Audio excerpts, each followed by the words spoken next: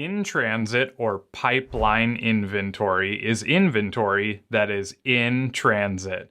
Typically, the inventory that has left the shipping dock of the seller or supplier but not yet reached the receiving dock of the buyer or customer. Any inventory that is in the pipeline is inventory that is moving within the supply chain. The idea helps clarify between the buyer and supplier whether the buyer or seller of goods has taken possession, as well as identifying who is paying for the transportation. A best practice is for either the buyer or supplier to record the inventory that is in transit in some type of log for accounting.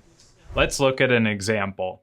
Lean Strategies International LLC ships $5,000 of merchandise to K&K on November 18th. The terms of delivery are FOB or Freight on Board shipping point. The minute this inventory leaves Lean Strategies International LLC's facility and it is in transit or movement to the next destination, it becomes pipeline or in-transit inventory. These FOB terms mean that K&K takes ownership of the inventory when it leaves Lean Strategies International LLC shipping dock.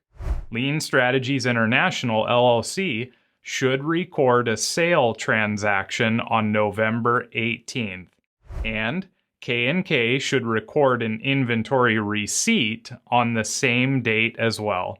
This will help keep track of what inventory is in transit or in the pipeline, and that's it. In transit or pipeline inventory. Now, before we go, we would like to give you a little challenge. We'd like to invite you to answer the following question in the community, comments, or upcoming assignments. If a facility drives an item to ship on an airplane, when does it become in-transit inventory? Explain your answer in the community, comments, or upcoming assignments. And don't forget to visit the community often, interact, engage, and learn. If possible, please consider subscribing, and we will see you next time right here where you can find solutions that ignite your power.